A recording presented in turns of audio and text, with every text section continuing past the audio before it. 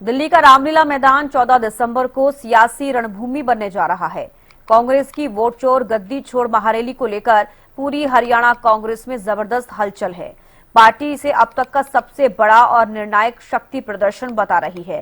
राष्ट्रीय अध्यक्ष मल्लिकार्जुन खड़गे, राहुल गांधी, प्रियंका गांधी, राव नरेंद्र सिंह और भूपेंद्र हुड्डा समेत दिग्गज नेता एक मंच से सरकार पर वोट चोरी के आरोपों को लेकर हुंकार भरेंगे।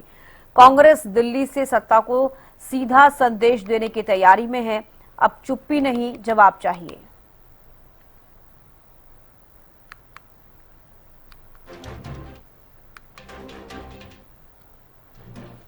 मीटिंग थी तो 14 तारीख को रैली है दिल्ली में। उस रैली में मल्लिकार्जुन खड़गे जी, राहुल जी, सोनिया गांधी जी, प्रियंका जी आएंगे। और जो मुद्दा है वोट चोर गद्दी छोड़ का, हरियाणा में तो बहुत जाती हुई, हरियाणा की तो सरकार ही चुरा ले गई। ये कहीं नहीं होगा। 5 तारीख को चुनाव हुआ, शाम को वोटिंग हुई 9 बजे 61.09।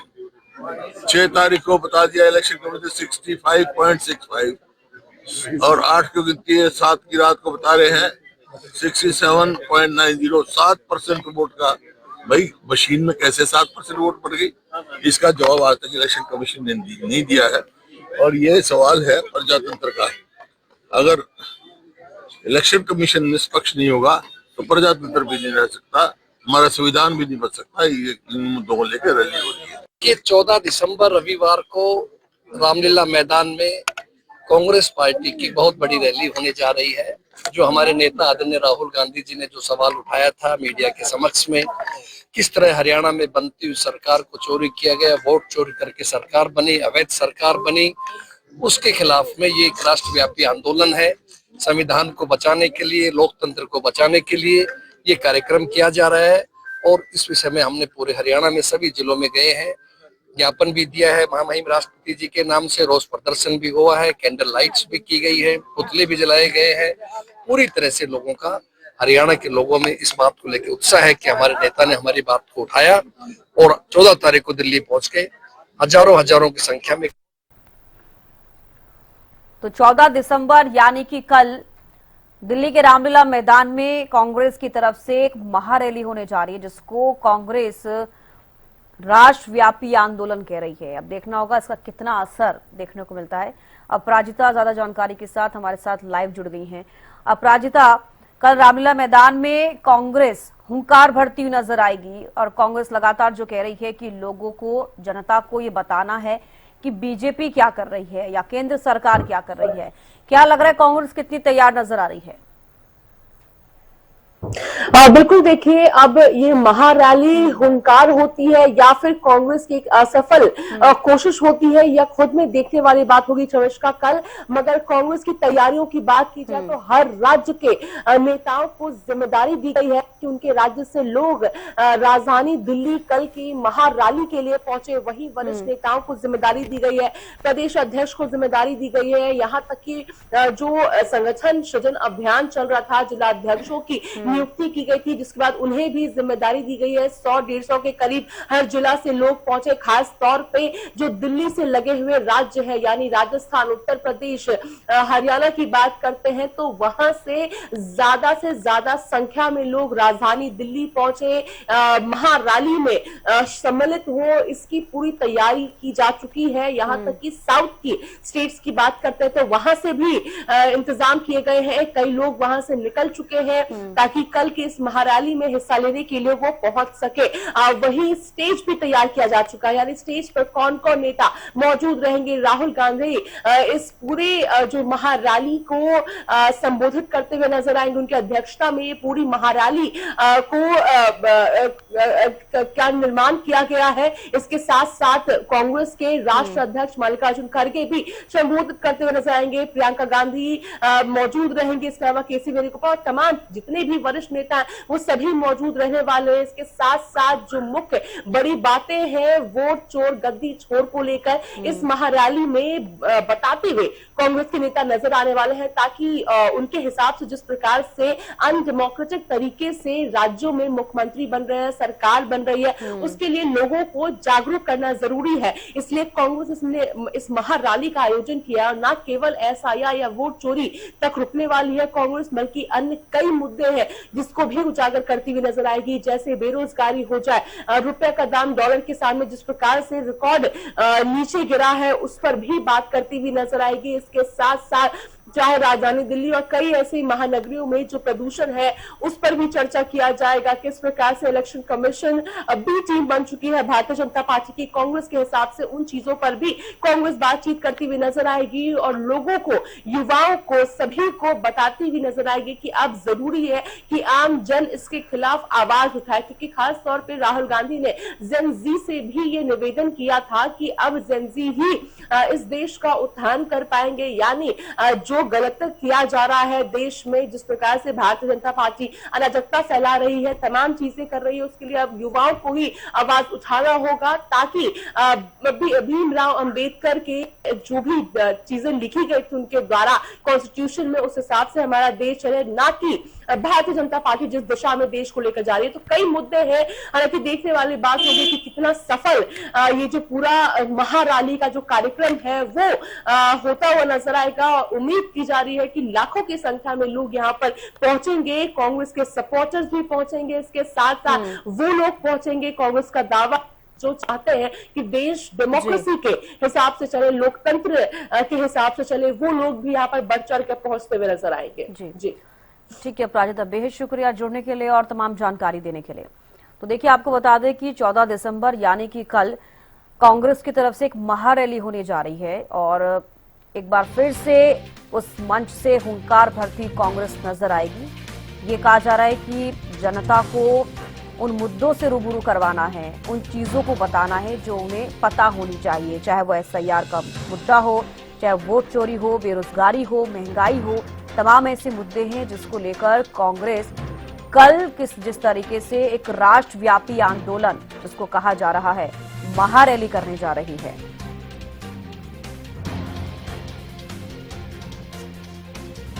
तो बीजेपी प्रवक्ता विधु रावल जी हमारे साथ जुड़ गए हैं, बहुत स्वागत है आपका। कांग्रेस प्रवक्ता राय सिंह जी हमारे साथ जुड़ गए हैं, बहुत स्वागत है राय सिंह जी आपका भी। जी नमस्कार, धन्यवाद।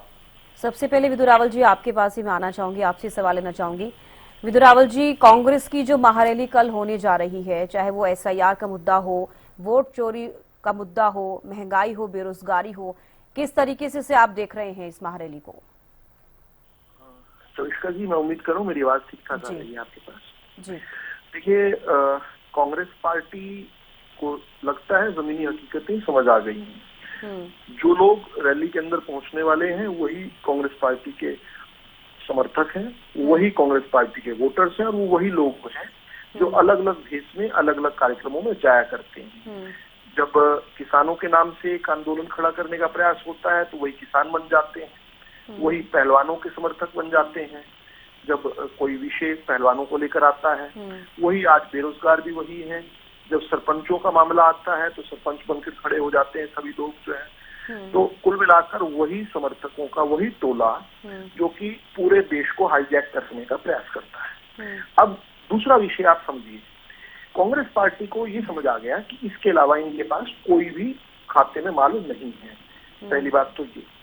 साथ साथ कांग्रेस पार्टी को ये समझ आ गया कि वो डायलॉग में हारेंगे। जब भी डिबेट, डिस्कशन या डायलॉग होगा उसमें वो हारेंगे। जैसा अपने राहुल गांधी समेत पूरी कांग्रेस पार्टी को खुद के द्वारा चैलेंज कर जो डिबेट रखी गई थी लोकसभा के अंदर और राज्यसभा के अंदर, उसमें पीठ दिखाकर भागते हुए आपने सबने देखा, पूरे देश में देखा टीवी पर। तो जब सामने से जवाब आएगा तो ये चारों खाने चित हो जाएंगे और पीठ दिखाकर भाग जाएंगे। लेकिन जब अपने समर्थक, मैं चमचा शब्द का उपयोग नहीं कर रहा हूँ ताकि डिबेट की गरिमा बनी रहे, लेकिन अपने कुछ चुनिंदा लोग जो हैं जो कि अंध भक्तों की तरह लगे हुए हैं, अंध विरोधी बने हुए हैं और राहुल गांधी को सपना संजोए हुए हैं कि राहुल गांधी कितने ही अयोग्य हों, उनको येन केन प्रकरण किसी प्रकार से हिंदुस्तान की सत्ता पर कुछ भी कर काबिज करना है, वही लोगों के बीच में राहुल गांधी केवल अपनी बात जो कि झूठी है, जो कि झूठी साबित हो चुकी है, बार बार हो चुकी है, उसको वो रख सकते हैं।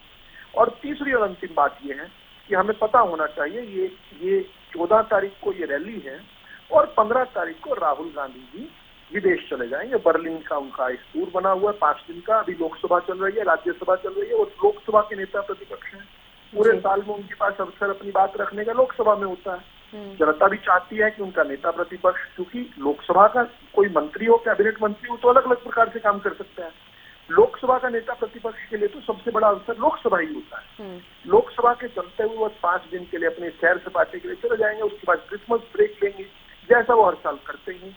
तो ऐसे लोगों को देश की जनता नकार चुकी है। ये मैन्युफैक्चर कर विषय बनाने की बात कर रहे हैं। बिहार के अंदर हार चुके हैं, बुरी तरह हार चुके हैं। अब एक के बाद एक इनके सहयोगी पार्टियां जो है, गठबंधन की सहयोगी पार्टियां भी इनको कहने लगी हैं कि आप थोड़ा बाहर निकलिए, ब्रोकन टेप रिकॉर्डर की तरह बार बार मत बोलिए।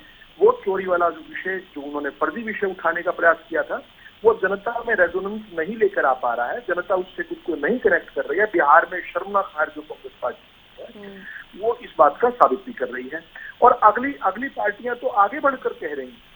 केवल जल्दी से ही खत्म करता हूं 10 सेकंड में ये बात कहते हुए कि उत्तर प्रदेश के अंदर जो इनके सहयोगी हैं अखिलेश यादव, उनकी पार्टी के कार्यकर्ता भोंपू लगाकर गांव दर गांव कह रहे हैं कि एफआईआर में अच्छे से भाई पार्टिसिपेट कर लो, कहीं नाम तुम्हारा ना रह जाए।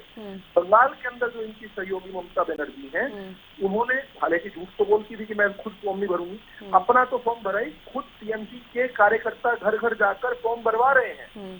तो नीचे जाकर तो फॉर्म भरवाना और टीवी के आगे आकर ड्रामा करना, लोग चुनाव के प्रति, लोकतंत्र के प्रति जनता के अंदर अविश्वास करना, क्योंकि लोकतांत्रिक तरीकों से राहुल गांधी देश के प्रधानमंत्री कभी नहीं बन सकते। इसीलिए किसी प्रकार से कोई हिंसात्मक, कोई रक्त रंजित, कोई किसी प्रकार की क्रांति करके तख्ता पलट कर दिया जाए और युवराज को, शहजादे को जबरदस्ती बिठा दी जाए। इसी प्रयास के अंदर कांग्रेस पार्टी और उनके जो समर्थक हैं, तो सभ्य भाषा में कह रहा हूँ समर्थक हैं, वो लगे हुए हैं। ठीक है, लौटूंगे आपके पास। राय सिंह भी हमारे साथ जुड़े हुए हैं। राय सिंह जी, सुना आपने प्रोफेसर विधु रावल जी क्या कुछ कहते हुए नजर आए, लेकिन मेरा सवाल आपसे ये है कि कल जो महारैली होने जा रही है कांग्रेस की, लंबे समय से इसको लेकर आपकी तैयारियां चल रही हैं, कई सारी मीटिंग्स हुई, चाहे हरियाणा के लिहाज से बात की जाए या फिर केंद्र के हिसाब से अगर हम बात कर ले, विपक्ष की अगर हम जिक्र कर ले, तो कितनी तैयार कांग्रेस नजर आ रही है कल की रैली को लेकर?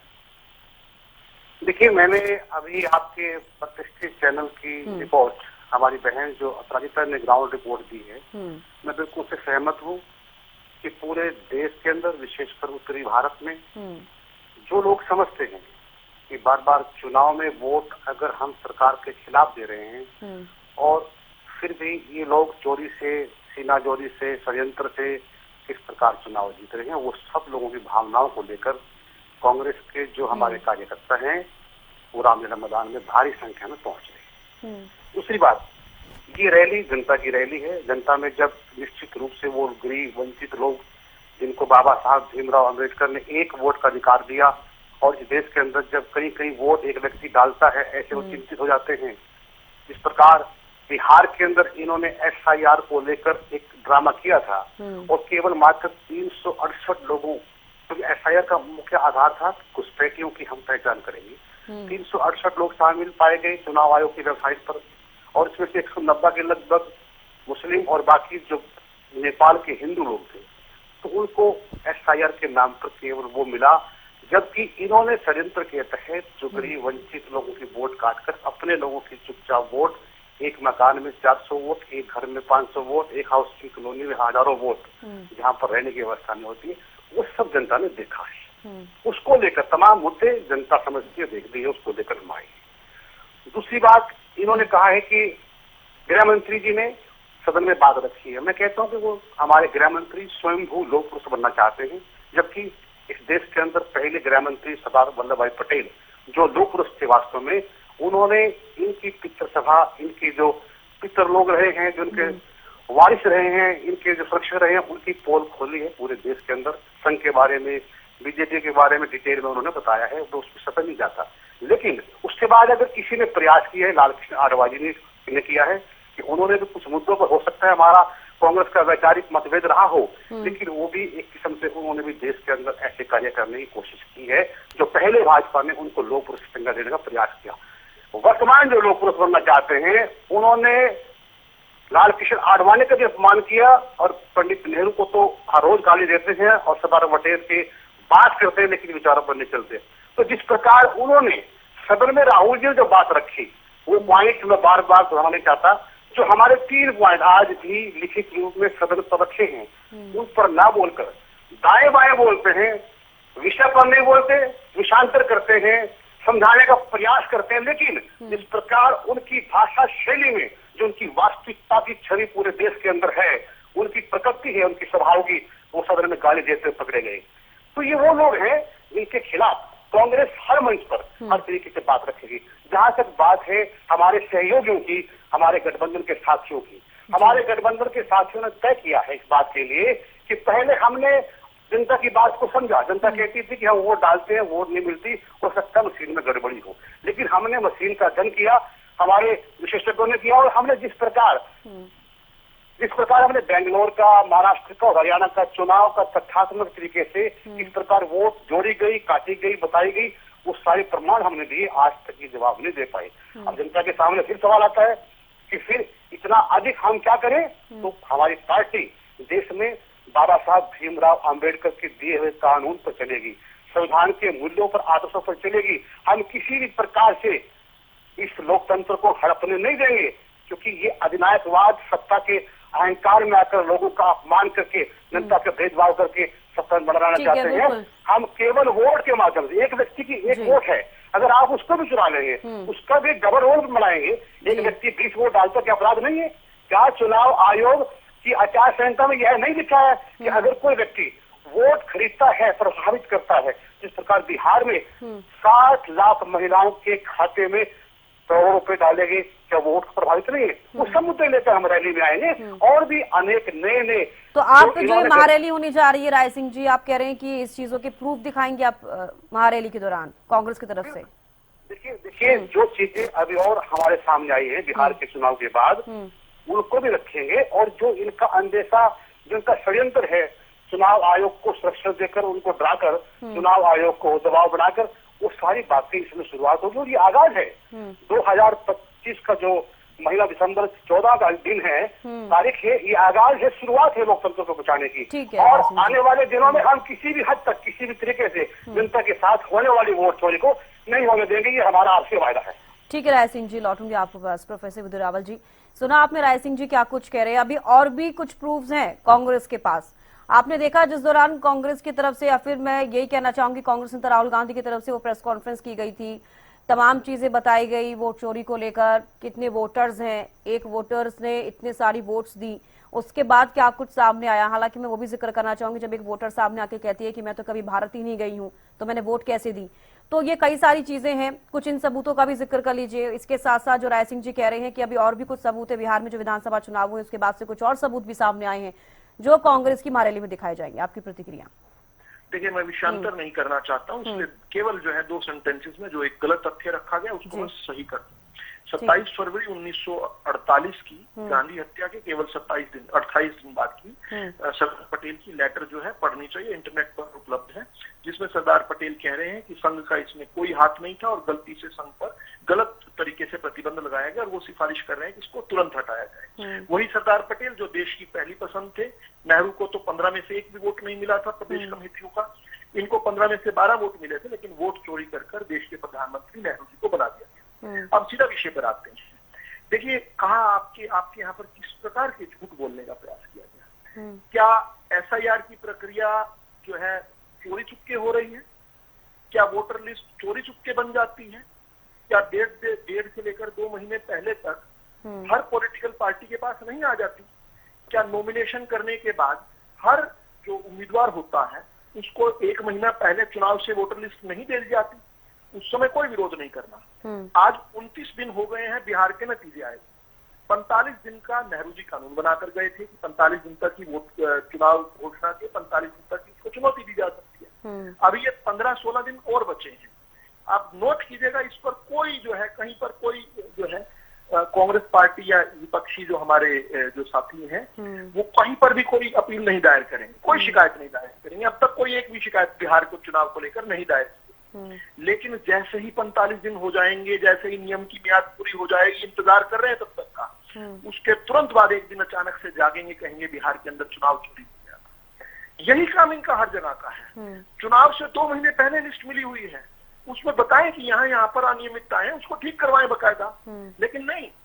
और चोरी छुपे नहीं, भोंपू लगाकर, मैंने बताया ना, अब तो इनके कांग्रेस के सहयोगी भोंपू लगाकर कर रहे हैं। झूठ बोलना, बेशर्मी से झूठ बोलना, ये कांग्रेस पार्टी में ट्रेनिंग में आ चुका है जी। ये इस प्रकार से दिन को रात कहने के अभ्यस्त हो चुके हैं। ये देश देख रहे हैं, देश के अंदर ये कहते हैं कि किसी का 400 वोट रह गया। हरियाणा न्यूज का तो संवाददाता वहां पहुंचे थे, हमने हरियाणा न्यूज पर देखा, उस मकान के अंदर जो है वो कई मकान बने हुए हैं, बहुत सारे, कई एकड़ में है, वो पूरी बस्ती का जैसा है। और ठीक है, उस पूरी बस्ती का उन्होंने एक ही नंबर रखा हुआ है, ये तो कई जगह है। और इसी वोट के आधार पर ये 2005 और 9 में कांग्रेस ने अपनी सरकार बनाई है, तब भी वहां पर 400 वोट थे। लेकिन 14-19 में उसका सवाल खड़ा करेंगे। सुप्रीम कोर्ट ने एसआईआर की एक्सरसाइज जिसके खिलाफ ये आप रैली कर रहे हैं, उसको वोटर फ्रेंडली एक्सरसाइज बताया कि नहीं बताया, ये उसको रुकवाने गए थे सुप्रीम कोर्ट में, सुप्रीम कोर्ट ने रोका कि नहीं रोका। वोट चोरी को लेकर कांग्रेस के वर्तमान के सांसद जो है लोकसभा के, मलिकम टैगोर, उन्होंने मद्रास हाईकोर्ट के अंदर जो है एक याचिका दायर की, 1 लाख रुपए का जुर्माना लगाया मद्रास हाईकोर्ट ने। ये इस प्रकार से झूठ यहाँ तो बोल देते हैं, कोर्टों में पिटते हैं। इसी प्रकार से इतने वर्षों तक ईवीएम पर रोना रोते रहे। ठीक है प्रोफेसर विदुर रावल जी, बिल्कुल देखिए अब कांग्रेस की तरफ से जो महारैली की जा रही है, जो कल महारैली होगी, देखना होगा कैसी तस्वीरें वहां से सामने आती हैं। और जो लोकतंत्र को बचाने की बात कांग्रेस कर रही है, राष्ट्रव्यापी आंदोलन ये कांग्रेस का है, देखना होगा इसका कितना असर पड़ेगा। बेहद शुक्रिया प्रोफेसर विदुर रावल जी आपका भी जुड़ने के लिए, और राय सिंह जी आपका भी जुड़ने के लिए और तमाम बातचीत करने के लिए।